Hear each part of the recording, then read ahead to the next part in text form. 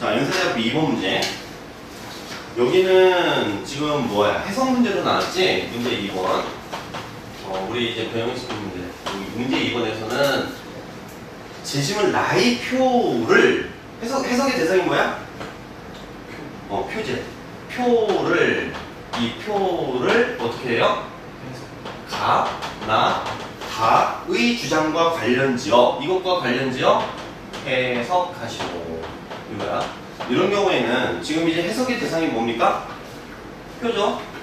그러니까 일단은 해석의 대상이 무엇인지 해석 대상을 밝혀줘야 돼. 여기서는 밝힌다라고 하는 것이 뭐가 되겠어? 표기 때문에 자료지. 여기서는 일단 자료 분석을 해야 된다. 자료 분석을. 이걸 해주고, 그리고 어떻게 지금 가와 가나 다의 주장과 가나 다의 주장과 관련지어 해석한다면은 가의 주장에서 관련지어서 해석하는 게 있어야 되고, 그 다음에 나의 주장하고 관련지어서 해석하는 게 있어야 되고, 다의 주장과 관련지어서 해석하는 게 있어야 되는 거죠. 이렇게 세 개의 단어가 생겨나요. 본론이. 얘가 도입성 분야. 자료 분석을 통해서 문제를 설정하는 거죠, 이제. 이해되니? 자, 그러면은 이제 분석하고 해석을 한번 구별해서 보면은 선생님이 맨날 드는 얘가 이거야. 주가 그래프가 있습니다. 주가 그래프가. 자, 주가 그래프가 있어. 여기 시간이고, 그리고 여기는 주가. 그럼 이 주식은 어떠니? 결론이 뭐예요? 상승한다. 주가 상승이 결론이야. 결론. 주가가 상승한다. 주가 상승. 주가가 상승한다는 거 어떻게 알아요? 첫 번째 값이랑 마지막 값. 첫 번째 값보다 마지막 값이 높으니까? 그래프 이렇게 생기면 주가가 상승해 하락해. 하락이지. 그치? 조금 높다고 해서 그렇게 얘기할 수는 없고, 이것도 분석을 해야 되는 거야. 자료도. 분석을 하면은 어떻게, 분석하라는 얘기는 뭐냐면은 구성 요소로 나누어 보는 거예요. 구성 요소로 짜게 봐. 얘는 어떻게? 올라갔다가 내려갔다, 올라갔다 내려갔다, 올라갔다 내려갔다, 올라갔다 내려갔다.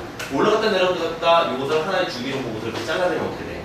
고점, 저점, 고점, 저점, 고점, 고점, 고점, 고점. 고점끼리 연결, 저점끼리 연결, 어떻게 해야? 올라간다. 이해되니? 이런 방식으로 해서 서술을 해줘야 돼. 얘는 결론이고 이거에 대한 근거, 이유가 뭐가 됩니까? 고점 상승, 그리고 또한 저점도 상승하고 있기 때문에 동시에 얘네들 다 상승하고 있어요. 그래서 주가가 상승한다라고 이렇게 쓰는 거지. 이해돼? 그럼 이제 해석하라고 해봐. 그러면 이거 해석하라고 하는 것은 뭐냐면은 해석의 뜻은 해석은 뭐 하라는 거야? 해석은 이런 뜻이야. 일정한 논리에 따라 뭐 해라? 일정한 논리에 따라 설명하시오. 이게 해석이야. 설명을 하는 게 뭐야 그러면? 설명을 하는 건 두 가지를 생각해 볼 수 있어. 하나는 나타나는 어떤 현상이 지니는 의미를 밝혀주는 거야. 의미 밝히기. 의미 밝혀주기. 의미를 밝혀서 풀어주는 게 하나가 있고, 또 하나는 이 현상이 나타났을 때 그 현상이 결과로 나타난 저 현상이 이 상승하는 현상이 나타났잖아? 이 현상이 왜 나타났을까? 현상의 원인. 왜 나타났을까? 이걸 찾는 거야. 이거 뭐예요? 이거의 이유, 즉 이제 현상의 원인을 찾아주는 거죠. 이해되니? 밑에 것을 특별히 과학적 설명이라고 얘기를 해요. 위는 이제 개념을 밝힐 수도 있고, 이게 의미하는 바는 뭐예요? 주식을 사는 의미가 될 수도 있고, 사서 사면 돈 번다 이런 얘기가 될 수도 있고, 아니면은 지금 충분히 상승했기 때문에 더 이상은 안 사는 게 좋다 뭐 이런 해석을 해줄 수도 있는 거예요. 그래서 거기다가 만약에 이런 현상이 왜 상승하는 현상이 나타났을까? 사람들이 많이 샀으니까. 그럼 사람들은 왜 많이 샀을까? 여러 가지 이유가 있겠지.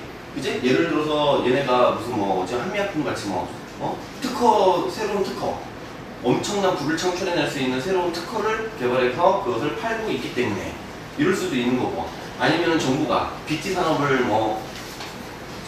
정책적으로 육성한다라고 했을 때 그 정부의 정책 수혜주가 되었기 때문에 사람들이 얘네가 매출이 증대할 것을 기대해서 샀다. 뭐 이런 얘기를 할 수도 있는 거고. 다양하게 이 이유를 제시할 수가 있다. 이해되니? 현상의 의미를 밝히거나 또는 현상이 왜 저렇게 나타나는지를 설명하는 거야. 그러니까 여기서도 해석이라고 하는 것은 일단 표를 분석을 먼저 해봐야 되겠지? 이해되지? 그치? 그래서 이제 분석하고 설명을 좀 나눠서 보자 이거야. 그래서 먼저 분석을 통해서 표를 한번 읽어보고 그 다음에 각각의 연관지어서 한번 주장을 따져보자 이런 얘기죠. 자 봅시다. 제시문 라를 보니까 어떻게 됐습니까? 아래 표는 미국의 언어학자인 촘스키가 미국의 주요신문들이 국가 간 분쟁에 대해 대량 학살이라는 표현을 언론들이 이제 사용을 했어요. 그런데 표현을 얼마나 많이 사용했나를 비교한 것이다. 분석이 대상이 된 주요신문은 로스앤젤레스 타임스, 뉴욕 타임스, 워싱턴 포스트, 그리고 타임 등이다. 자, 그런데 이런 걸 봐봐. 여기서 보면은 어떻게 분류가 돼요? 지금 여기서 조사된 게 여러 개지. 그걸 딱 분류를 해보면 딱 나타나는 게, 자, 이거야. 세르비아랑, 일단은 대량학살이라는 용어가 많이 사용된 게 있어요. 이게 많이 사용된 경우. 많이 사용됐어. 대량학살이라는 용어가. 어디에서 많이 사용됐어요? 세르비아가 어디 했을 때? 세르비아가 코소보를 공격했을 때. 그지? 이때 인종청소 일어나고 그랬단 말이야. 이런 경우에 또 하나가 또 있어. 뭐가 있어요? 이라크가 어떻게? 쿠웨이트를, 쿠르드를 저기 했을 때, 학살했을 때 이겠지, 그것도. 뭐 이렇게 된 거고. 그 다음에 적게 사용된 경우가 있죠. 적게 사용된 경우는 대표적으로 언제입니까? 미국이 이라크를 침공했을 때가 있고, 그리고 터키가 쿠르드를 저기 했을 때도 많지는 않네.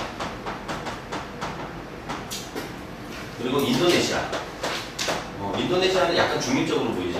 여기서는 인도네시아가 어떻게 했을 때 동티모로 이제 침략했을 때.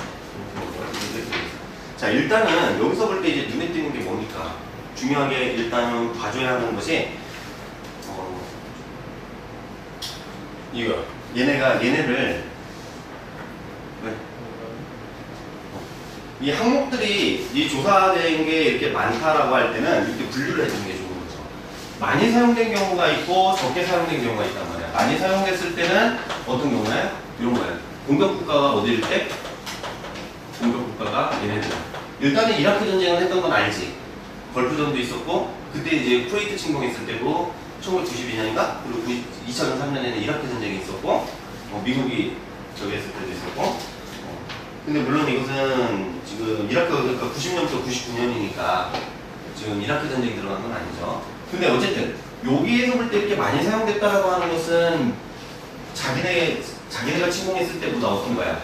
훨씬 많지 지금 많은 거야. 근데 대량학살 일어났다는 이런 표현을 많이 사용했다는 건 뭐겠어요? 얘네가 일단 사실은 우호적이지 않은 거예요. 비우호 국가야. 또는 아니면은 뭐예요? 적대 국가구나. 그지? 뭐 세르비아가 적대적인지는 우리가 그것은 잘 모르겠지만 이라크는 적대적인 건 알고 있고. 유고슬라비아가 공산주의 국가였습니다. 근데 그래서 그랬던 것 같지는 않은데. 저때 이제 세르비아 때 쟤네들 왜 인종청소 나타나고 했을 때 그 여러 사태가 있었지 저때도. 보스니아. 탈퇴하려면서 저게 뭐라? 탈퇴하려고 유고슬라비아. 저때 때 그래 이미 종료됐다. 코소보가 그리고 원래 세르비아인데 안 넘겨주니까.